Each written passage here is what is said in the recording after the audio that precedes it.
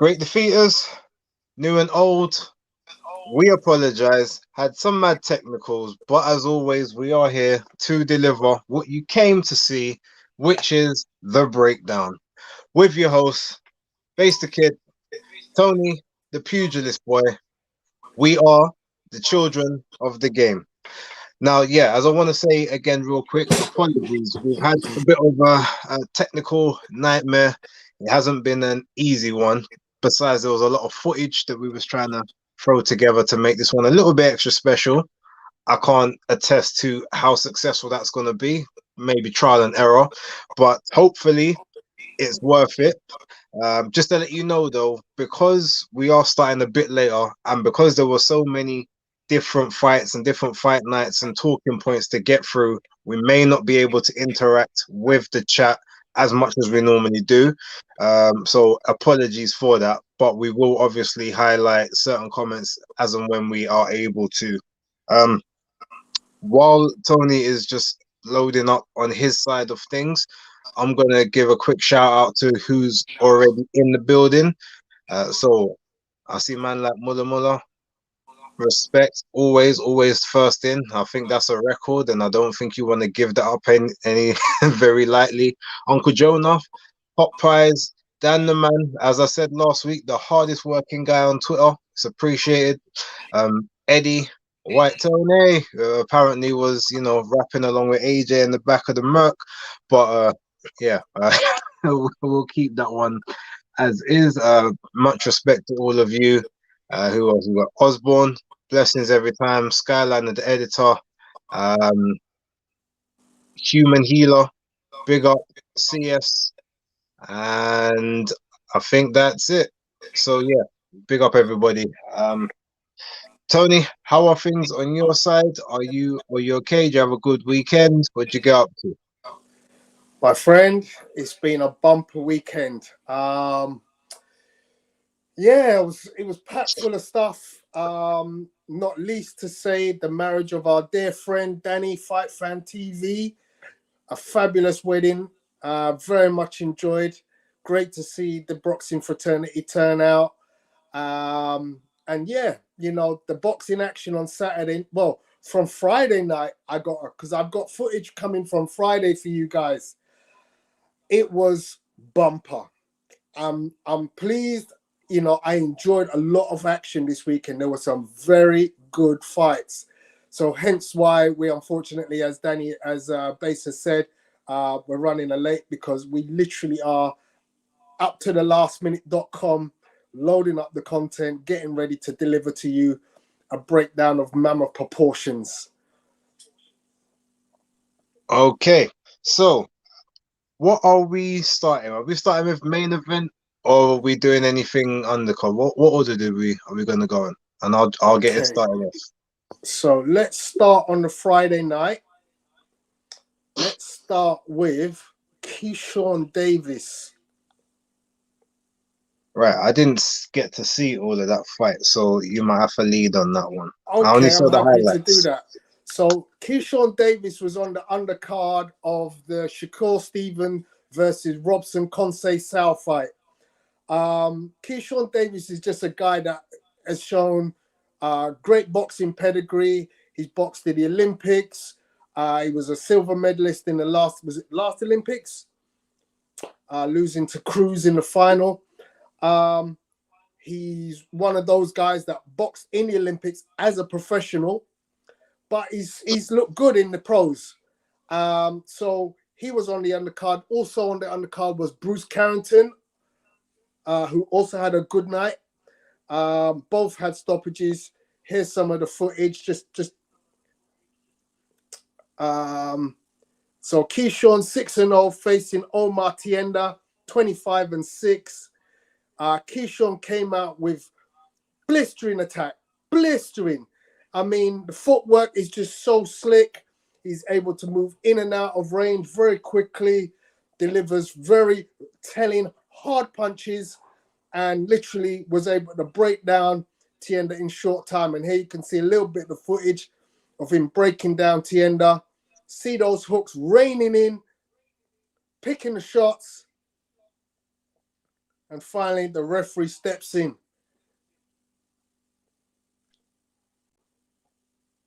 Crazy work.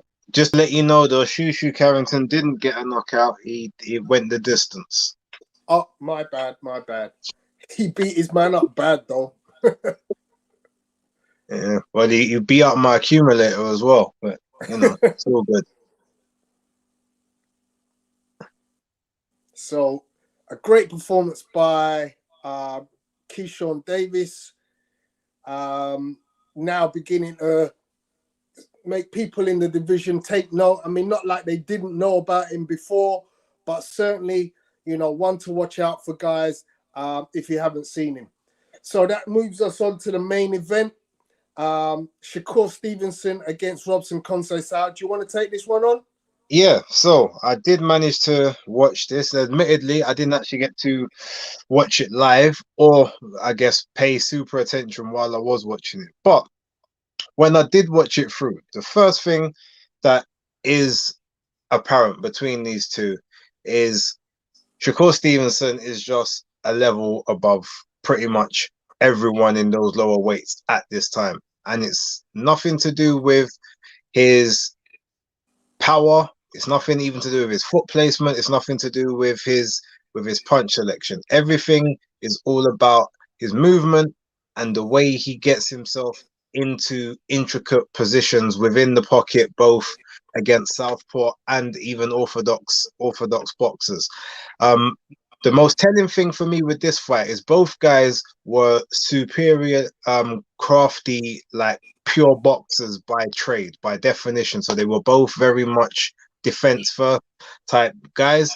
With Shakur, the difference being in this one, he decided to switch his style a bit more to a boxer puncher, as he wasn't necessarily worried about what was going to be coming back too much from Robson Conceicao.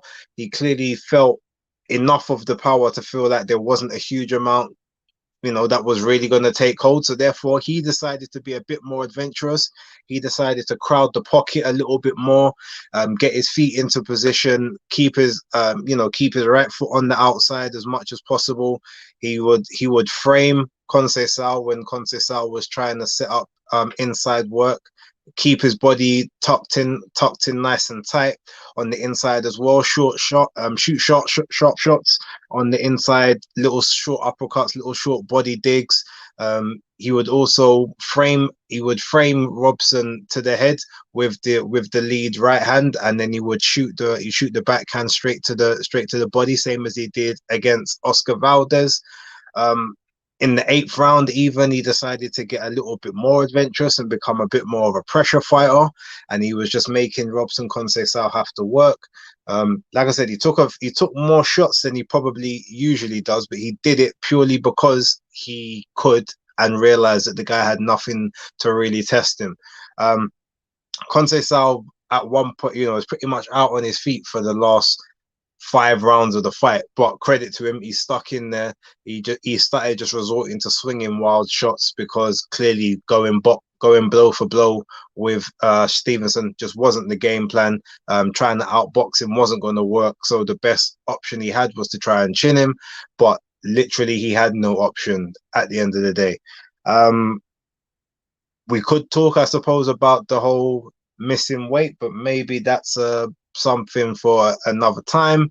At least he's not gonna be staying at 130. He is moving up to 135, so it's not a case of, I guess, continued unprofessionalism or trying to be a weight bully or anything.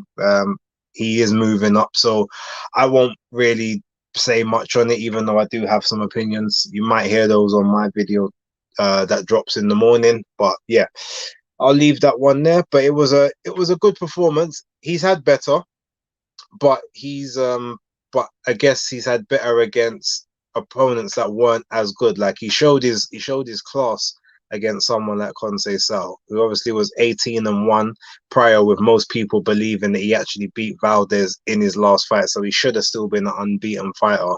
And yeah, Stevenson pretty much just took him to school, and he's definitely the apex predator of that 135 division moving forward. Interesting, the apex predator. Interesting, the apex predator. Guys, what I'd like you to do very briefly, we ain't going to interact too much, but I just want to ask this one question. Put your top 5 or top 6 rankings of lightweights, because apex predator in the lightweight division sounds a bit of a reach. I am not going to deny it. Technically, in the lightweight division, in the super featherweight division, in the light welterweight division, even possibly even at welterweight, Shakur Stevens is probably the best, most technically gifted fighter of them all. However, there are killers in that lightweight division. At the end of that video, you did see some of the contenders. I'm gonna say it now. I love the kid. I think he's fantastic. I mean, when you want to show, if you want to show a kid how to box, give him a tape of Shakur Stevenson. However, there are killers in that lightweight division. And needless to say, Devin Haney, Shakur's better than Lomachenko, more talented than him. Much better than him. I mean, brother, I like your confidence. There's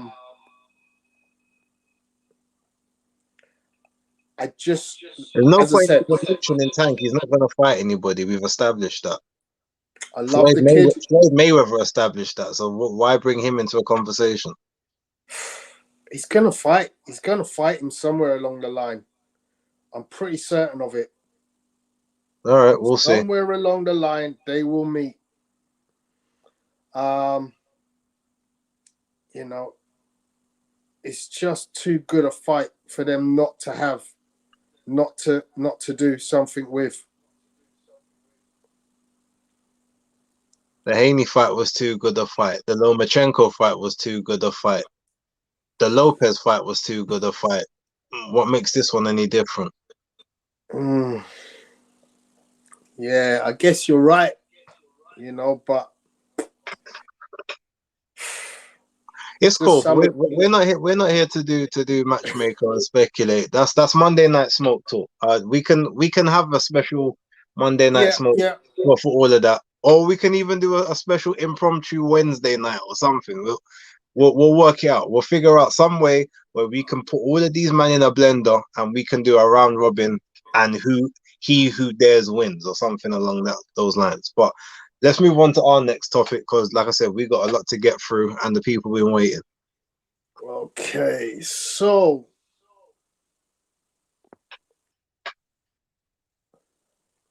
moving on, let's move over to the card from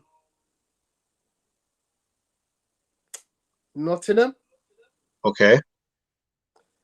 So I'm going to start with the main event, Hughes Galahad. So once again, I'm going to ask you if you wouldn't mind to take the lead on this one. Yeah, sure.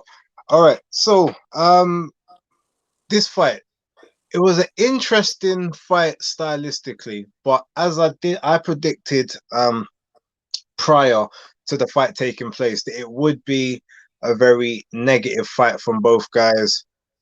It would be like a boxer's fight. There would be very low points of action.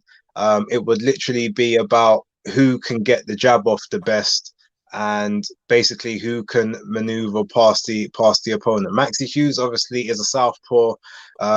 Kid Galahad is a switch hitter, but it's weird because Galahad, for someone who's fought as many southpaws as he has, someone who is such a switcher, seemed like he couldn't get on the inside of Maxi Hughes' reach anytime he went from an orthodox stance.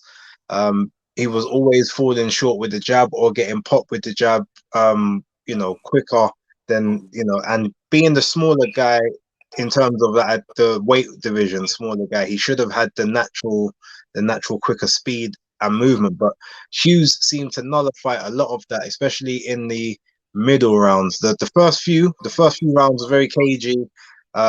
Galahad was switching between orthodox and southpaw, sometimes unnecessarily, And then sometimes when he was having his best work from the southpaw stance, he would then switch back unnecessarily back to orthodox and then give up the same advantages that he had just gained, and vice versa.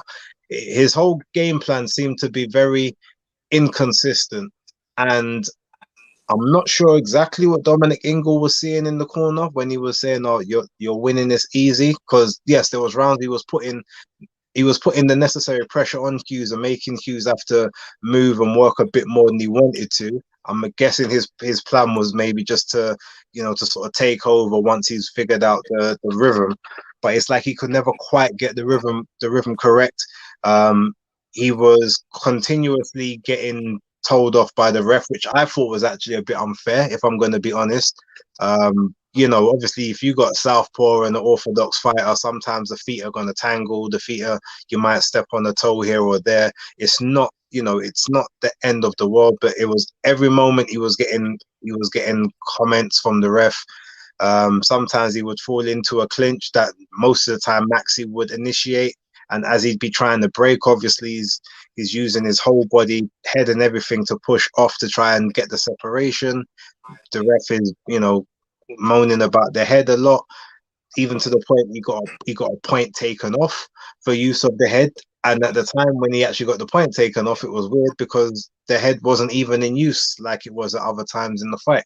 So the whole thing was just a really sort of scrappy, messy affair. As the co-main, or even maybe like the third fight down, it probably would have been a better placement on the card. But as a main event, it wasn't entertaining. It wasn't even that technical. It was just a bit sloppy by a guy that should be doing a lot better than he did against someone who's not of that world level. Maxi Hughes isn't world level. Galahad was, I guess maybe that's the way I got to say it now, because we don't know if that's now the case, if he still is. But yeah, it was just a fight of two guys that didn't really deserve the spot they were in. And now the fact that Galahad lost, I guess controversially, there's not really any way back because there's no one to fight, and he doesn't generate enough money to actually make a successful comeback. So I don't really know what's going to happen, but the point off was obviously the big turning point, because without that, it would have ended up being a draw by the actual scorecards. So yeah, I mean, overall, Maxi Hughes wins, and all he cares about, as he said at the end of the fight, his next fight is just going to be whoever pays the most money. So it's literally a cash out fight. He pretty much said it in the ring. So he's got no title aspirations. He just wants that payday that he's never had, which I can't blame him for. But yeah, it was just a nothing fight at the end of the day. It was a poor main event, and to be totally honest, they would have been better off scrapping that card and just putting the undercard, like the main people on the undercard on the show in London next week. As much as they're not Londoners, but that would have made more sense than what some of the crap they've actually put onto that undercard. But yeah, that's my take on it. I don't know how you thought, but yeah, go for it. Okay, so I'm gonna disagree with your last point. I thought the card was decent. Not brilliant, but decent. We've got other fights on the card to talk about. But in terms of the main event, I think you're right. The main event was very disappointing. However, I see two things have happened. Kid Galahad has lost the mojo. He's no longer what he used to be. His training team who decided to tell him that he was ahead in this fight, I don't know what they were watching. But to me, if he took this fight 2 years ago, he smacks the hell out of Maxi Hughes for fun. And admittedly, I know Maxi Hughes has developed hugely in the past year and a bit. But Galahad was streets ahead of him as a technical boxer maybe 2 years ago. And, his recent loss to me has knocked the stuffing out of him. He just doesn't look like he's got any vibrancy about him. He doesn't look like he can slip punches anymore. He was such a good slick puncher. I don't think, you know, based on what he looked like against Maxi Hughes, I knew Maxi Hughes was going to cause him a problem because he's turned into a good pressure fighter. But Galahad, to me, has lost it. Hughes, 26-5-2, a late bloomer. He got maximized his earnings. And he's absolutely right. It ain't about titles. This is all about maximizing your earnings. For a guy who that was earning 10K in the bubble, and now he's earning six-figure purses, six-figure purses. You know, this guy's punching way above his weight right now. The ceiling ain't big, you know. So, you know, it is what it is. But having said that, as I said, the rest of the card, I think there was some decent conversation to be had about that. And I want to move on to the rest of the card. So I'm going to start off with Hannah Rankin against Terry Harper. I'll let you do the thing because I'm still doing a bit of work in background, yeah? Oh, so you're not going to start off. I'm going to start off. Here you go.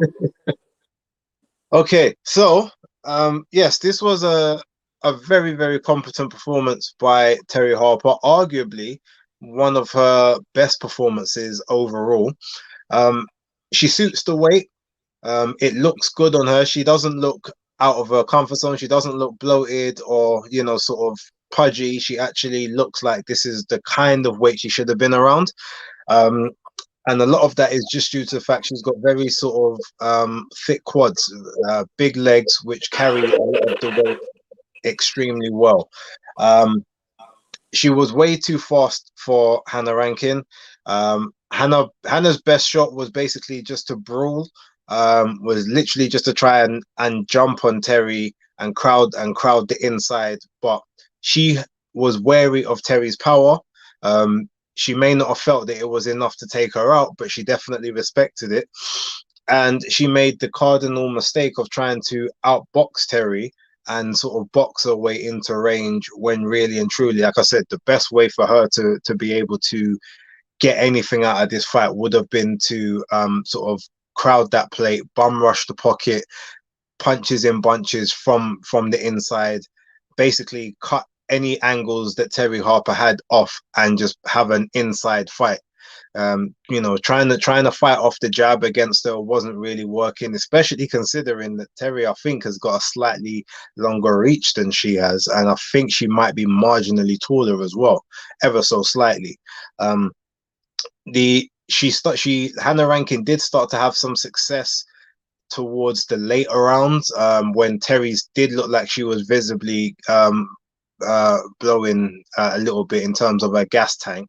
I think that obviously the first time at the weight she wasn't quite sure how to manage it, and she definitely slowed down and allowed sort of Hannah Rankin to gain some you know, some more success within the fight. But she did enough in those later rounds to still kind of see it off and make it you know, make it still a fairly dominant performance. The jab was just too fast. The feet were extremely quick. The movement was, you know, she was just on another level.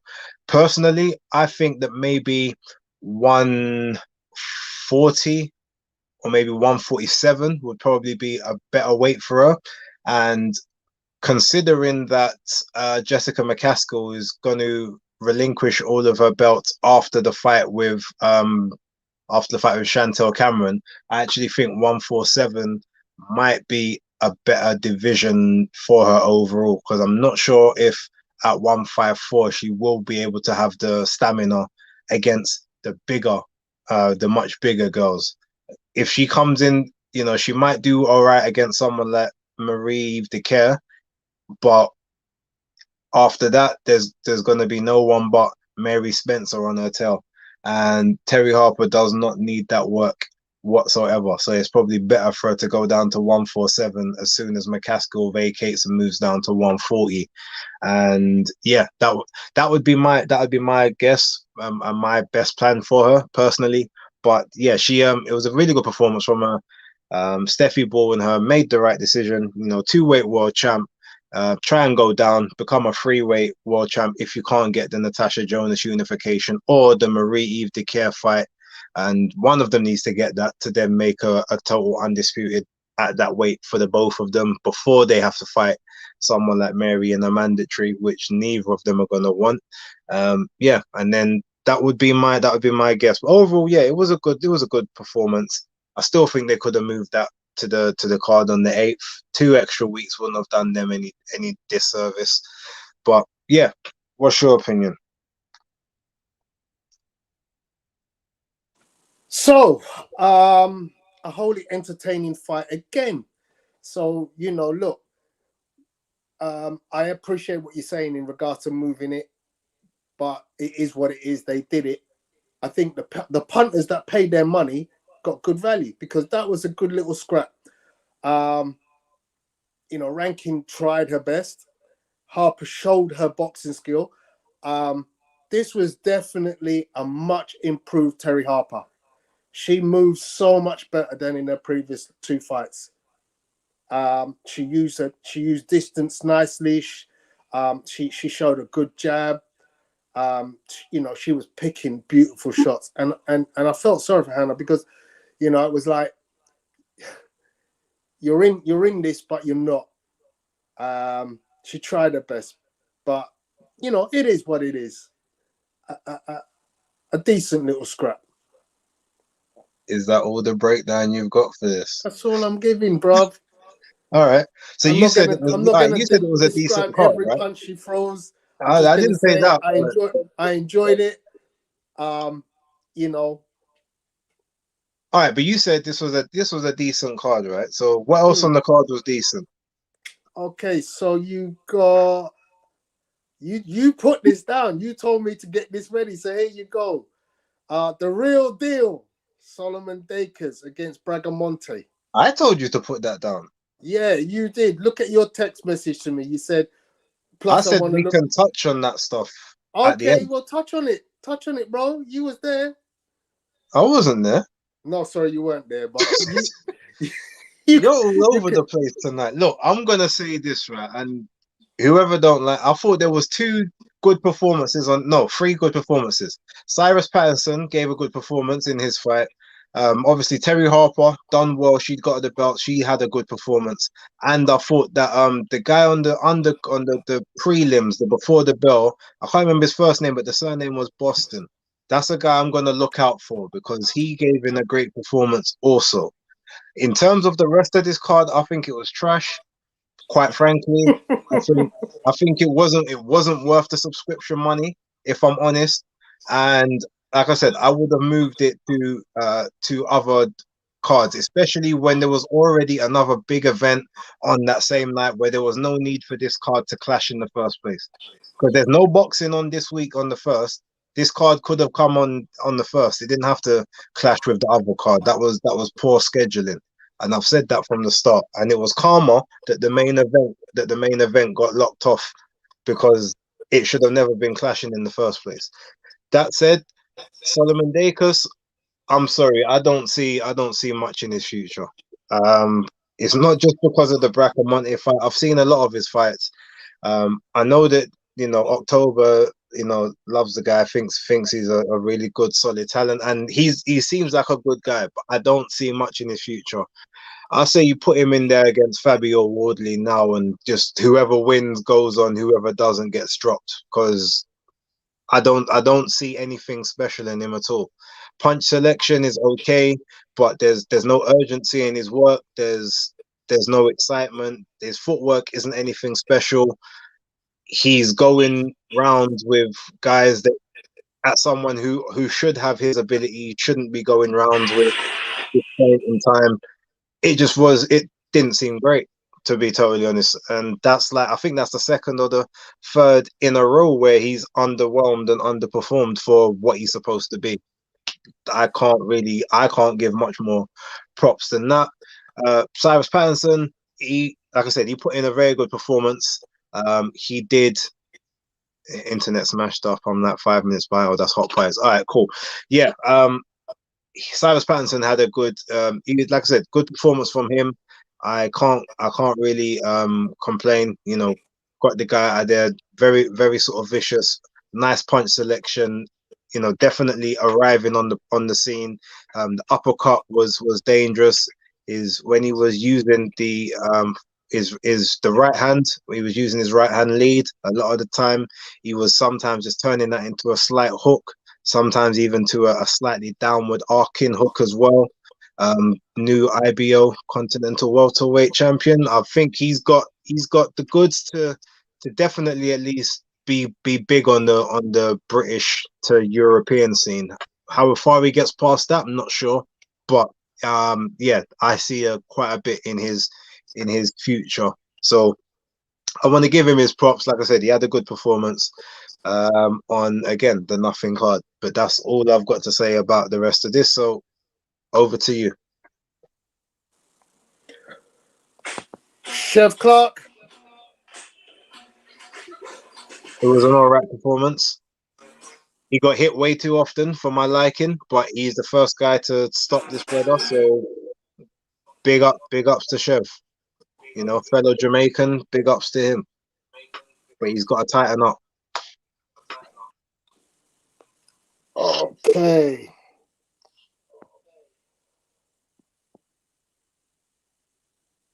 Right. So let's move on then. Chef Clark, 4th round stoppage.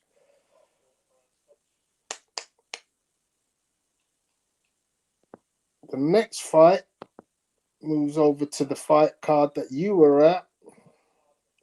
And we'll start off with Raven Chapman. Okay, so first of all, everyone, I'd made it. I actually got there at the start of this fight. They put her in right at the start of the broadcast, but I was in attendance. I was there watching from round one. It was a good performance from Raven. So the fact it was her 4th pro fight and she's fighting such an experienced girl in Jorgelina Guanini was very telling as to where her ceiling is. One of the best things about what Raven does, as you can see from this footage, is her level changing is very, very good. She pops up from below. She will attack the body just to open up head so that she can get to the head, and then she will also shoot shots at the head so that the arms go up so that she can then attack the body, which is something that she constantly likes to do. One thing I wasn't too impressed with by her in this particular fight specifically was in the first few rounds, rather than essentially setting her feet within like in range of Guanini and sort of essentially making Guanini miss and making her pay, she was bouncing a bit too much. And you can very much tell the fact that she comes from more of a like a kickboxing style with her footwork by the way that she by the way she moves. You can see how the front foot is always either loaded or it's very upright and springy with all the weight on the back leg, bobbing up and down almost like a Muay Thai type stance.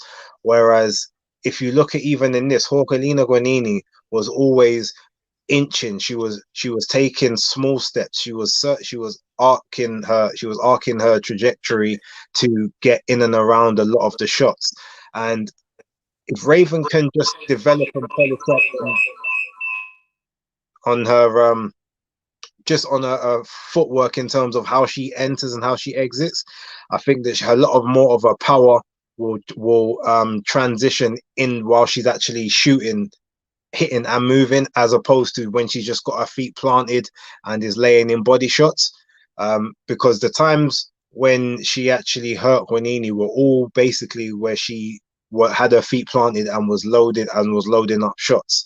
Whereas the best, if she could actually learn to sort of punch and move the same way, a similar way to how Usyk does or how Shakur Stevenson does, she would be able to get and position her opponents into the corner a lot more to be able to get that sort of that work off, and then not to rush the shots when she does have someone hurt or in the corner, because that's also a reason why Jorgelina was able to survive some of those earlier rounds, because Raven would flurry her shots rather than trying to actually just pick them. they were probably still very powerful, but at that point, when you tuck up, you're still able to sort of absorb them a lot more than like when you're actually trying to worry about what's coming back and when it's when it's coming back at you. So those are some small little things that I would say that she just needs to tighten up on. But overall, the power's there. The she has limited experience as a pro, so that's the main thing. She's still learning her craft, but she will be mixing it at the top level soon enough. So I just want to see her, like I said, work on some of those little things, in my opinion. But who am I? I'm just an outsider. But I am Team Raven, and I definitely do want to see her do well. So yeah, big up to her. It was a very sort of dominant performance. I had it 97-93. I think Jorgelina did do some good work in there, and obviously she made Raven earn her lunch and earn her dinner. But we have a new WBC international featherweight champ, and yeah, hope that transitions into a title shot maybe in the next sort of 4 or 5 fights. But I definitely don't think it needs to be rushed. But I do want her to be active. That's the main thing now. Activity, and just work on not using up too much energy in the first half of the fight with the constant moving and the bouncing. It's not necessarily, it's not needed as much. And you could tell that she, the gas tank wasn't at its greatest come sort of rounds 5 and 6, where she started to get hit a bit more than she normally would. I think obviously she exerted a bit of excess energy in some of the flurries where she was trying to take out Guanini earlier on in the fight. But yeah, overall, I think it was, like I said, it was a good performance. There's stuff to work on, there's stuff to build on, but the omen is she has arrived on the scene. Excellent. So out of that and into your next women's fight from that card, I'm going to go straight into Amanda Serrano versus Mahfoud. Far away. Okay, so Tony is literally on mute duties today. Right, so this fight now, Amanda Serrano against Sarah Mahfoud. Now, I'm gonna be totally honest. I expected Amanda Serrano to knock out Sarah, not because Sarah is not a good fighter, but just because I knew that Sarah doesn't have any power at all. Well, okay, any significant power, I should say. And usually she doesn't fight on the back foot the way that she did in this fight. She normally sort of holds her feet a bit more, and she fights more like a boxer puncher, and she'll sort of stand and trade when she leaves, and she throws like a basic sort of 1-2, and normally will leave her body open. And Amanda is she is a body punching specialist, and I also expected Amanda to be able to keep Sarah from being able to exit that kill zone and exit that pocket by constantly stepping to her right.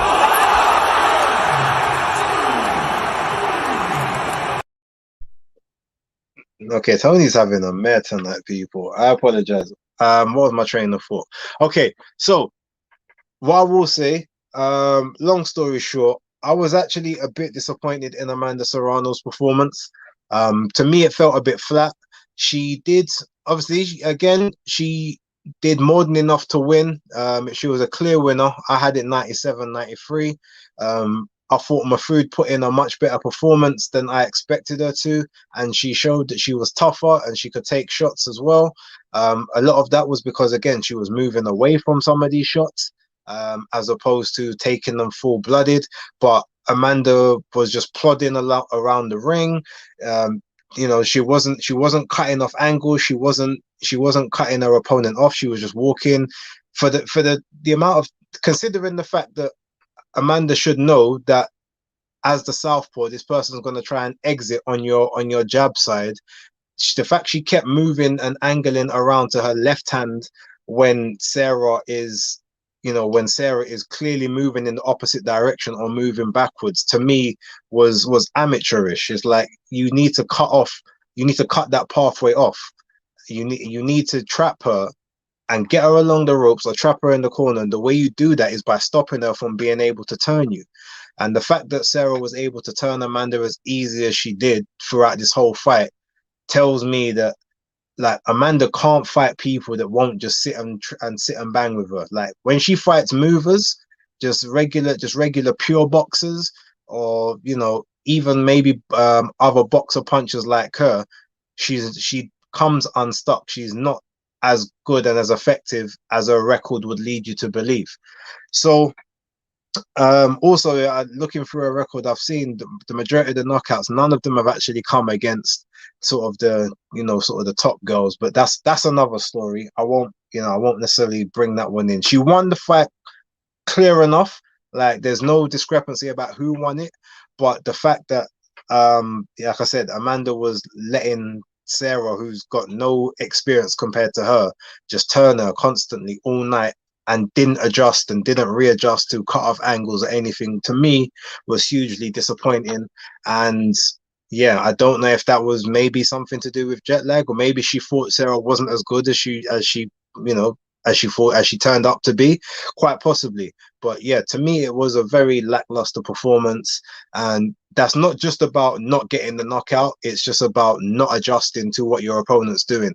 And that's one of the reasons why I told everyone before that Katie Taylor would win that fight against her, because Katie done all that same stuff, and the only time Amanda had any success was when Katie decided to just stand there and trade with her right in front of her, which is not the game plan you need if unless you really got the same level of power as she has. And yeah, that's my thoughts on that one, and that's my opinion on that fight. Someone else may have a different opinion, but yeah, I thought it was a bit lackluster, and I definitely want to see more.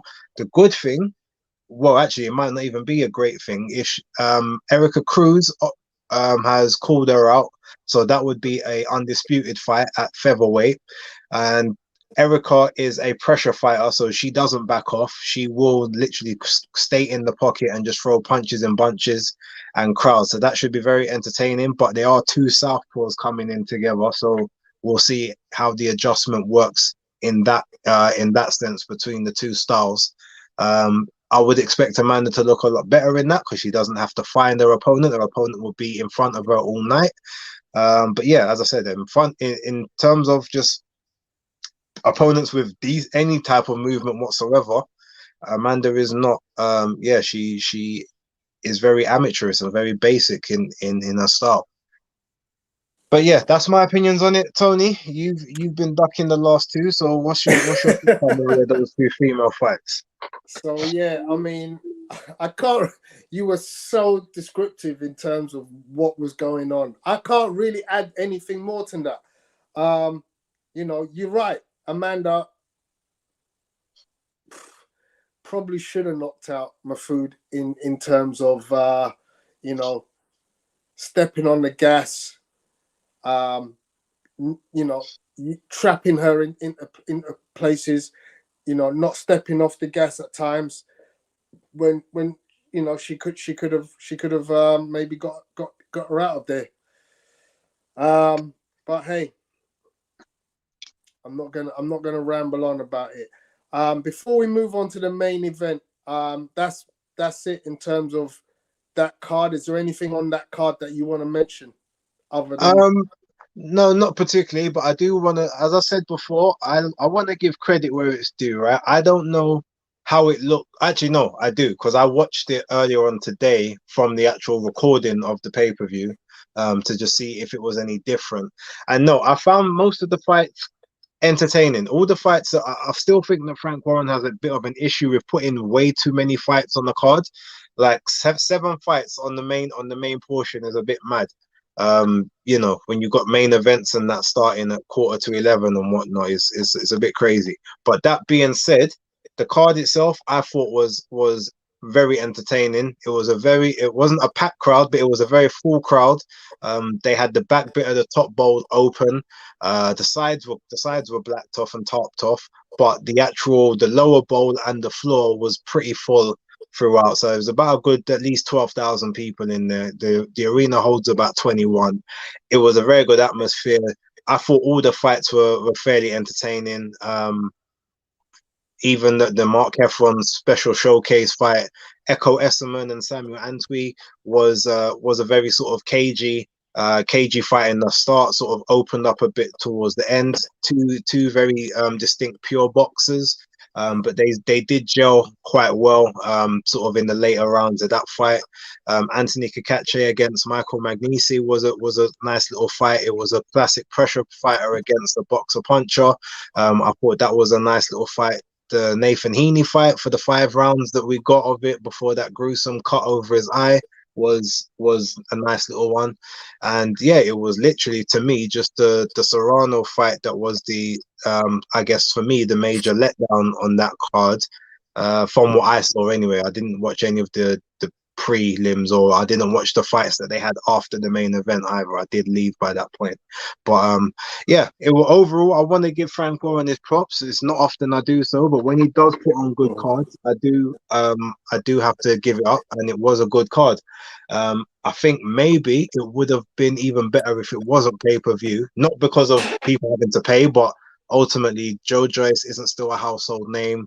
Joseph Parker is only a name when he's associated with others, but it just would have given both of them a much bigger profile if BT Sports had decided to just basically swallow the loss, maybe, on whatever the purses would have been, and just shown that to a wider audience, because then it would have basically made Joe Joyce's bigger and his next fight even bigger, and you could have had that one legitimately on pay-per-view with a lot more people seeing it in real time, and maybe it trending more in a casual market as opposed to just the people that did buy the pay-per-view or the stream. But yeah, that's just my opinion on the card as a whole. Yeah, overall, like I said, good card. Well done, Frank. Please make the rest of them like that. Although I don't have high hopes, because the next one is back to York Hall, and just, it's David Adeleye as the headliner. So I can't say I'm expecting great things from that one. I think Anthony Yard is fighting on the November card, but I can't remember who's headlining that one. He did say it on the broadcast, but I can't remember. But yeah, we will see, I suppose, how that all transpires. But so far, like I said, props where they're due. Well done, Frank. Yep, indeed. So we move on to the main event of the evening. 12 rounds in the heavyweight division. Joe, the Juggernaut, the Juggernaut versus Joseph Parker. You didn't want to say his nickname, though, did you? So yeah, this was a fight highly anticipated, and it didn't disappoint. So I'm going to show it. I guess I've let you talk enough, so I'm going to go in on this one then. Go ahead. I did mention last night on Monday Night Smoke, and by the way, guys, thank you very much to Base for all this footage. You could probably tell there's a whole lot of footage that we don't normally get. So Base, well done on producing that for us. Joe Joyce is an oxymoron, because he's just a very good boxer, but he's ponderously, deceptively slow looking. I had to choose my words wisely there, because I can see things with Joe Joyce as a boxer, as an ex-boxer, which doesn't appear a lot of other heavyweights are able to see. More so, even if they can see it, they can't effect on it. But having said that, I mentioned this yesterday. If you were watching this fight as a casual, this was like an 8-6 win in a game of football. One guy just batters the guy with punches, but he receives a lot of punches on the way in. So if you're a football manager and your team concedes 6 and they score 8, you're happy that you won. You're ecstatic about the goal scoring. Somebody's probably got a hat trick. Someone's definitely got a hat trick. But what you're upset about is, why did my team let in 6 goals? And that's the thing with Joe Joyce. He just cannot stop himself, or he has no ability to not see the shot coming and effectively move his head out of the way. He doesn't even try. Look at this guy, does not move his head. But yet still, the opponents to date have been unable to hit him sufficiently hard enough or often enough to inflict sufficient damage to either cause cuts, because he very rarely cuts, or to hurt him so that he actually falls down. And case in point, Joseph Parker, he's hitting this guy with the kitchen sink. I'm sure Joseph Parker thinks to himself when he's got back to his dressing room, I hit him with everything. Yes, I wasn't at my best in terms of movement. Look at that shot. Jeez! But there's no doubt, if you just took all of Joseph Parker's power shots and went, what happened? You would go, I hit him with everything. The overhand, the uppercuts, the hooks. I hit him with everything. Just doesn't make him move. And look at his hands just working. The jab. You know, the jab to me doesn't come out properly. I'm sorry to say it, Joe Joyce fans, but his jab is pure arm shot. Pure arm shot. The shoulder doesn't move. The legs, the hips. There's nothing in his jab. However, much like I said yesterday, George Foreman 2.0. George Foreman threw his jab the same way. George Foreman did not throw any shoulder into his jab. He did not throw any hip into his jab or hook. It was pure arm shot. And that is what Joe Joyce does. He continues to hit you repeatedly with heavy sledgehammer shots. Now, the finishing shot. Joe Joyce, when you're taught the rudiments of a hook, hands up, turn. Yeah, see that? Turn. There's none of this before you turn, because if you do this, I see it. That's what he does. He turns this way and throws. Any boxing professional, any decent coach will tell you, fundamentally, that's a terrible hook. The hook, boom! That's all that needs to happen. Yeah, you can turn it sideways, which he does. He punches his hook this way. I know a lot of guys say you have to throw the hook this way, but if you throw it this way, Harold Graham explained that the philosophy behind this hook is perfectly fine. But this turning before I throw it, oh God.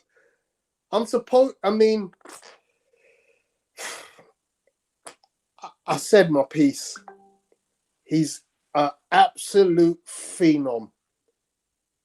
He's a phenom.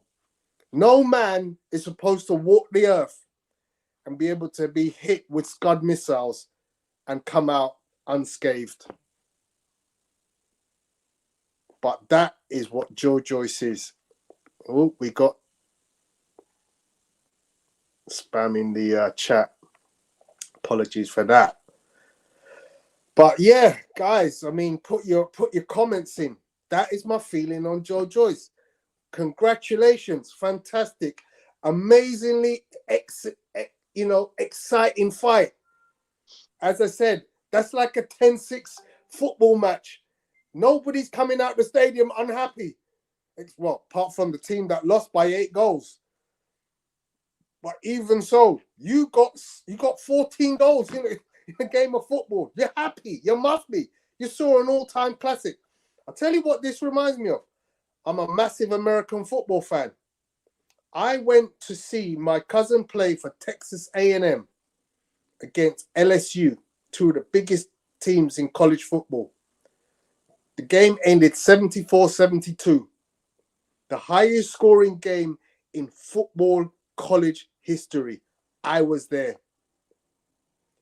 LSU beat Texas A&M almost every year. On this one occasion, which went to 7 overtimes. Texas A&M won, and my cousin was part of that game. At the end of the game, it wasn't the end of the season. They didn't win the league. The crowd steamed the pitch. I was part of that. Unbelievable. I could not believe I had just seen 74-72 in a game of American football. Anyone who watches American football will tell you, that scoreline, you never see that. 38, 26, 45, 32 possibly. But 2 teams to score 70 each, that just doesn't happen. You couldn't have been an unhappy person if you were in attendance that day. You saw umpteen touchdowns. The game went on till about 11:30. By the time we walked out the stadium after collecting my cousin from the change room, it was near 1 o'clock in the morning. It was unbelievable. Your comment, my friend. Me or Mr. Riri? Sometimes I hear JJ talk and I think he sounds a little slow. Not sure if it is deterioration or whether he has always been that way. Is it down to the persistent head blows? Possibly. If I go back far enough, I don't ever really see him being a fast speaker. He's an intelligent fellow. Don't forget, this is a university graduate. He's a very intelligent fella. He's very deliberate in his speech. I can shed some light on that if you. Well, this is based on what he said previously and what someone else who I know that is fairly close to him has told me. So, with regards to Joe Joyce, it's not that when he's away from the cameras, he's a lot more engaging, a lot more sort of reactionary, talkative, just like how I guess we chat on a day-to-day basis. When the cameras are on, he's got one of those kind of brains that he thinks before he says anything because he doesn't want to say anything wrong. He's got that kind of mentality, and he can't. And basically, it's a case that he can't necessarily do both at the same time. So when he's about to say something, his brain will start computing, wait, should I say this? And that's when he starts stuttering or stopping because he just can't flow without knowing what he's about to say next. And that's why he comes across as a lot more slow. And because I thought he was slow initially first, I thought, is this guy special needs? Is that why his head's so tough? But then I saw him one time on Soccer AM, and he was actually on that entire Soccer AM when he was talking with the lads with the football. There was not one fumble, there was not one stutter, there was nothing. It was just it was just like a flowing conversation. He probably forgot that the cameras were there. And it's only when I think they asked him about, oh, when's your next fight, is when there was a bit of a pause in one of his comments or something. So I think he just is literally, his brain is just unactive, and that's how he kind of copes, just to make sure I don't want to say anything wrong. I don't want to get cancelled. I don't want to, in this era, basically. And that's what it is. And I think that's part of the reason why, outside of his fights and obviously his training, when he's training for a fight, he has very little interest in boxing. He doesn't watch it. He'd rather do his painting. He'd rather play like his World of Warcraft or whatever on his custom built computer. Like, he does things outside to keep his mind away from it, so that I guess he can keep his mind sharp, as opposed to constantly thinking about boxing and then taking away whatever else is left. That being said, there definitely there has to be some kind of deterioration, from taking punches over time. I mean, like Lennox said, he's met the guy 4 times, and the time that he met him the first time compared to when he met him the last, there was a clear difference in the way he was speaking. So there has to be something that's that is maybe some kind of effect, because you can't take those shots and ultimately not get affected somehow. You're still jostling the brain at the end of the day. Now, outside of that comment, let me sort of give my quick take on how I felt the fight went. So personally, first things first is prior to even seeing the weigh-ins, and I predicted that Parker would win just off of basically, a bit of speed, elusiveness, be able to slip a lot of the shots, throw flurries of punches, and probably hit hard enough that Joyce isn't going to just bowl in and bowl in and bowl in and just not care. That was prior to me seeing the actual weigh-in and him coming at 255 pounds. I thought that was a terrible weight for him. He looked chunky and almost out of shape on the scales. So I thought, okay, he must be looking for destruction, because outside of that, anything else is not going to work. He came into the fight trying to sort of hit a move on the back foot, trying to slip shots. I thought all of that was the wrong game plan, carrying more weight than you've ever carried before, because when he was a bigger weight against Derek Chisora in their second fight, he stayed on the front foot for the most part. He stayed inside the pocket. He basically used his strength and he used his size. Now he was never going to be able to outmuscle Joe Joyce, but the fact that you've got the speed advantage would have made a lot more sense to stay on the front foot, maybe try to push him back with the double jab, stay inside range of Joyce's jab so that he can't get his full extension on the jab, or to have it just waving in your face, trying to see how you react to it before throwing his other shots. But stay on the inside of him, just work as much as you can on the inside, see if you can get 3 of your shots off before he manages to get 1 of his. Step around him, turn him, just stay on the inside and keep fighting him that way. To me, that would have been the best game plan to have at the size he came in at, rather than trying to box on the back foot and sharpshoot him and pick hard shots, like, sort of singular or maybe sort of 1-2s from the outside inwards, especially considering the fact that Joe Joyce is the taller guy with the much longer reach. Just none of that game plan seemed to work, and I don't really know what Andy Lee was particularly thinking. It didn't really make much sense to me how that is your game plan. Ultimately, one thing that I'll say about Joyce, as I've said to people many a times, and I know that Lennox disagreed with me on this yesterday, but Joe Joyce is very quick on his feet, a lot quicker than people think. He's always seems to get himself into range. There's always a reason why he's never throwing from outside of range or people are escaping him. He gets his feet into position very, very quickly. He manages to, even though he might walk people down in straight lines, but he always angles himself just enough to stop them from thinking about trying to move left or right. And he just, applies that pressure. And when he uses his jab, as you say, he might throw an arm jab, but it's a hard thudding jab with 270 pounds behind it. He doesn't even throw it from back at his face. He literally, the jab, and let me do it with my right hand so people can see it. The jab is here. It's far away from his face, but he's pouring at you. Then he pops it, and then he sees where you're going to move, and then he pops it again, and then he'll just find his range to make sure that he can give you 1, 2, maybe 3 shots before he then will step inside and then try and throw to the body. His jab, the way he throws it and the variation that he puts on it, he never throws it the same way twice in a row, so you don't get the chance to time it or to read it or to slip it.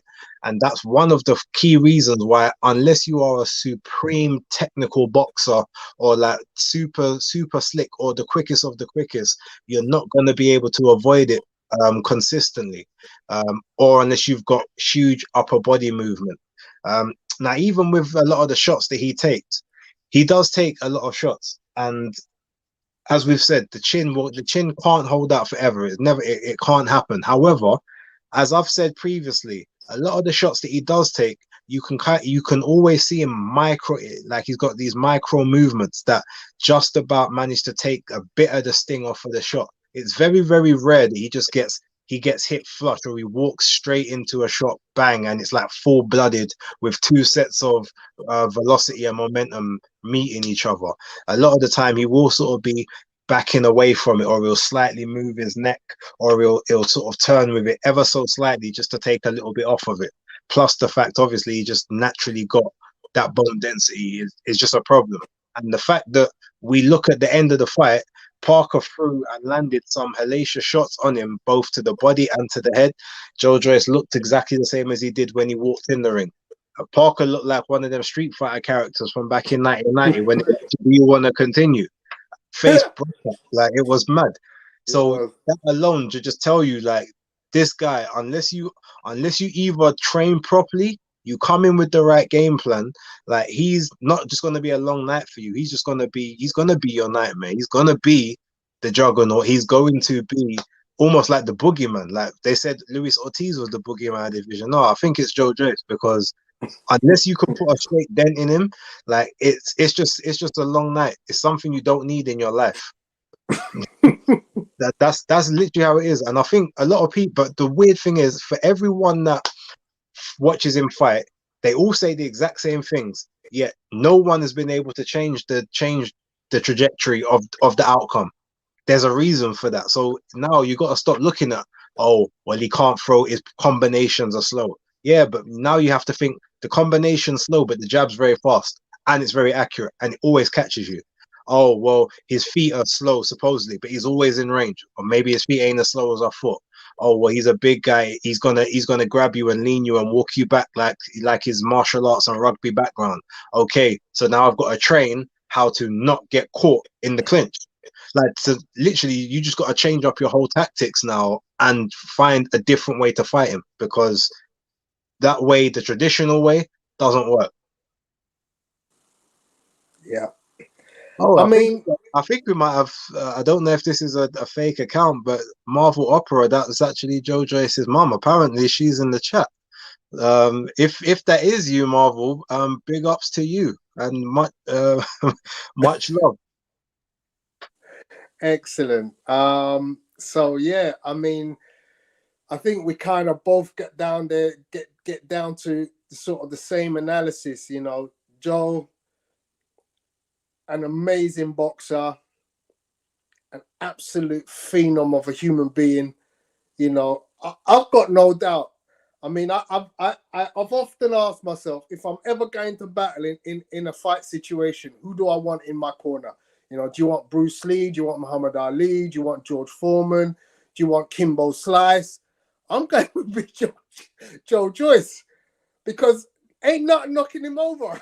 He's just literally just going to keep marching forward. Big Joyce is the real deal. You know, I've mentioned that title already. And it puts him in an interesting position right now, because who fights him? You know, I've heard a lot of names talked about. You know, yesterday we were talking about Frank Sanchez, we were talking about Otto Wallin, you know, but really, would those guys want to fight Joyce? I would run a mile.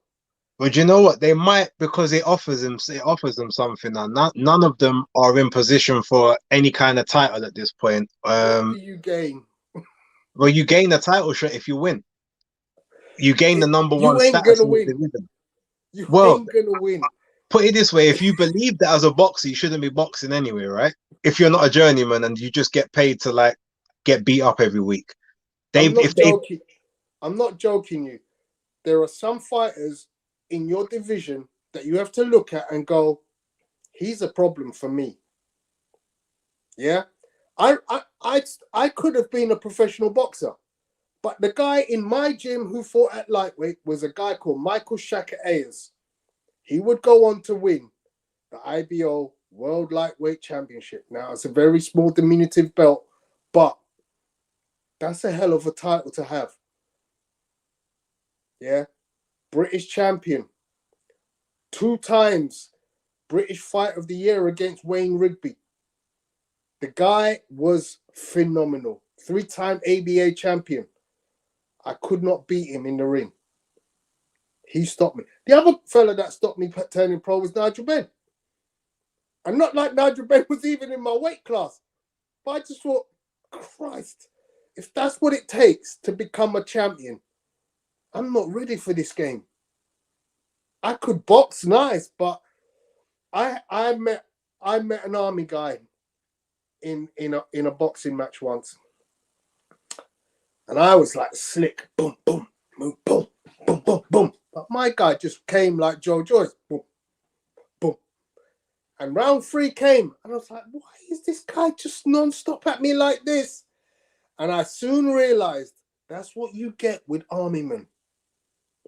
And that's why Nigel Benn was the way he was, because he was an army man.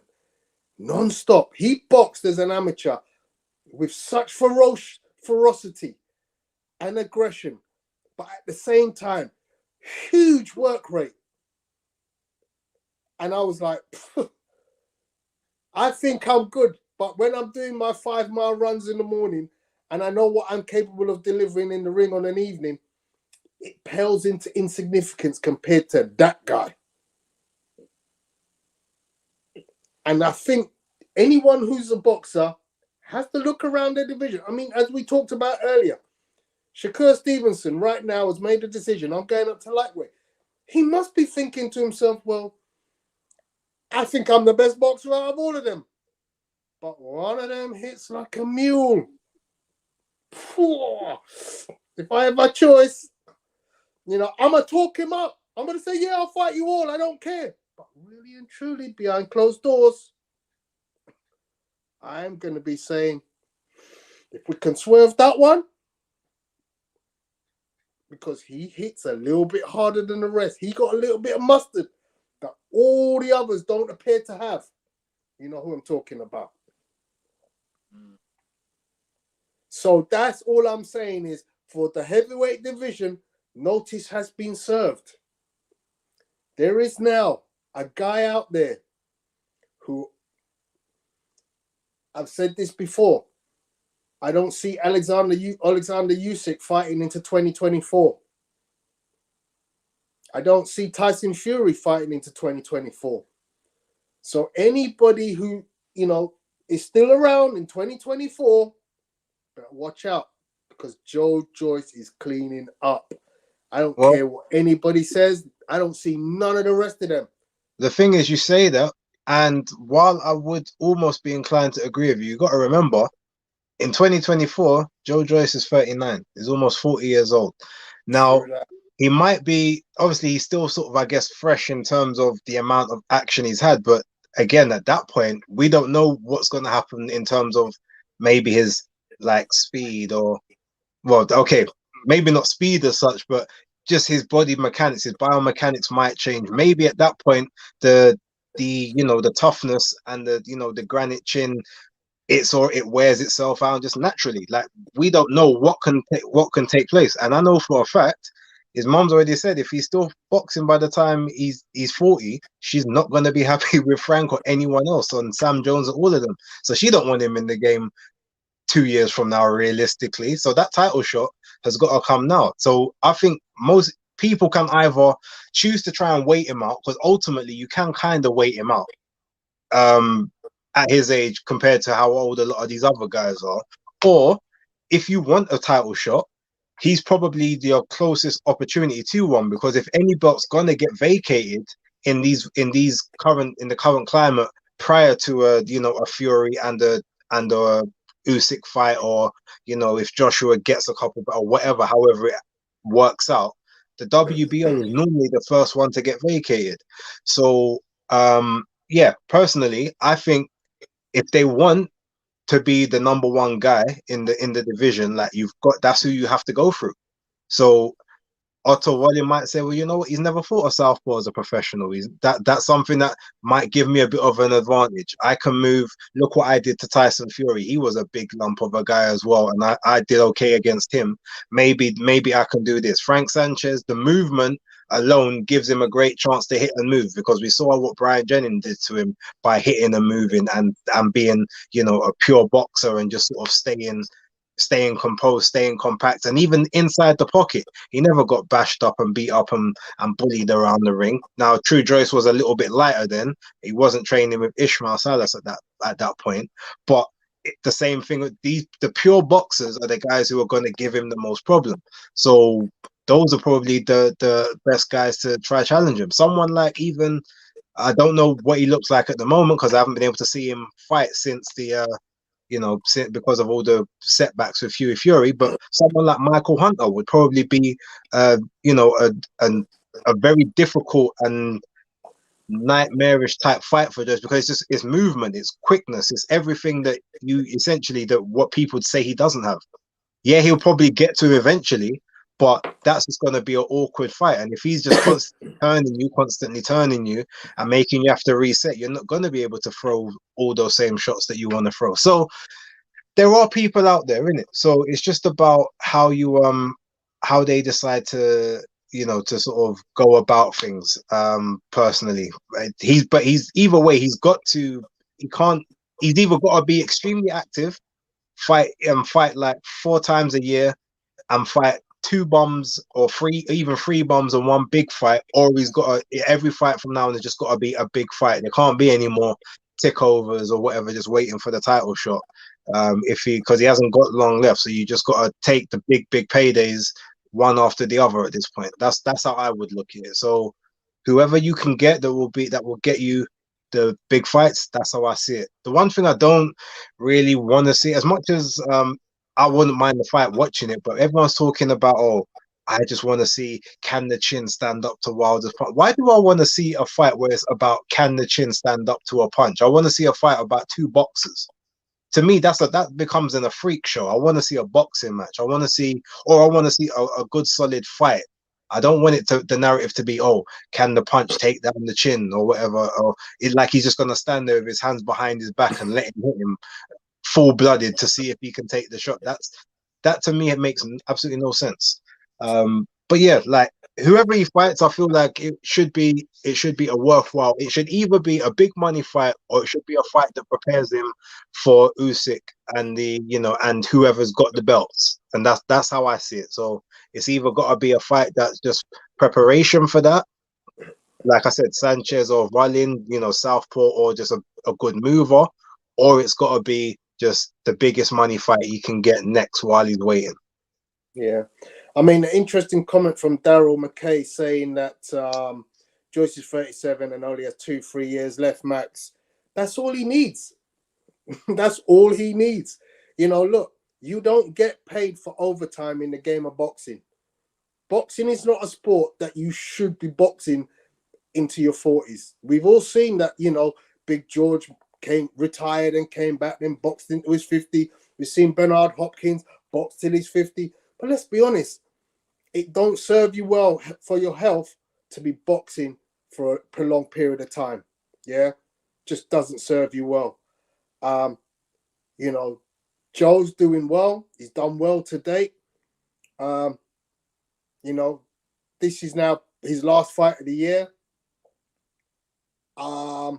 If I'm being honest, I don't see him fighting more than twice in 23. If he gets 3 fights out in 23, one's got to be the world title. There's a bit of a logjam with the world titles, which, because of the way that people are, Usyk and Fury are moving, makes it difficult for me to see Joyce in that fight with one of those two before the second half of 23. And just because of that, he's going to need to have a tune-up fight first half of the year. If the second fight of the year is the world title, that'll be it. If he doesn't have that world title in his second fight, he might stretch to 3 fights in the year. But the third fight must be the world title. No tune-up still. He's got to... Every fight now has got to be meaningful. No, even if it's fights for activity, it's still got to be a meaningful fight. So I don't mind if it's an Ajit Kabayel. I don't mind if it's even a Mahfoud, because apparently he's got a deal now to fight all of the BT guys. So if that's one of your fights, that can be the tune-up and the activity fight. But everything else has got to be building towards your title fight, making sure you are the best possible you for when you get that shot at the title and to have the best shot of taking it off the champion. That's that's my opinion. No tune-ups, no Valishes, no Christian hammers, the guys you can just get on the cheap that are going to try for 2 rounds and then fall over. Someone that actually believes that they're of decent level. Okay. Just want to answer Skyliner's point about the spars that do the damage. The thing with spars is you're using much heavier gloves and you got a head guard on, so you're not receiving the same kind of blows. Yeah, when you're actually in that ring, the blows hit differently, bruv. The blows hit completely differently. As an ex-fighter myself, I'm gonna tell you for a fact. Those 8-ounce, 10-ounce gloves, they hit differently to what you're sparring with 14, 16, 18-ounce gloves. But yeah, that all still does add to, in some way, to the damage. But yeah, the real fights, especially if you're involved in a war, that's why Ali ended up the way he was, because just one too many wars. So, my friend, I believe we've come to the end. We have indeed. Listen, everybody, I want to say thank you for those who stuck around and waited for us to finish. Like I said, we had a bit of a technical issue at the start, but we tried to keep as best a time as we could. We will be back to regular schedule time next week. Actually, no, I think next week we won't be around next week. I was about to say we can take a break next week because there won't be anything on at all. The week after, we might have a couple changes, but we're going to talk about that internally, and we'll let you know as soon as we decide what's going to happen. But for everyone that's always watching, we do appreciate it, and we appreciate everyone that stayed up until now to carry on watching and rocking with us. And yeah, that's it from me. Follow the socials. Tony's put the ticker tape down the bottom. Salute to you lot. We love it. We love you guys. And yeah, just whatever we can do to obviously make it better, please give us a shout. And shout out Becco. I'm not sure if you've turned up late or you just decided to be silent for the entire time, but peace and love is much respected to everybody. Indeed, guys. Thank you very much, everyone, for sticking with us through this late one tonight. But I hope you enjoyed the show. It's been a great bunch of fights to cover. All the best. Salute.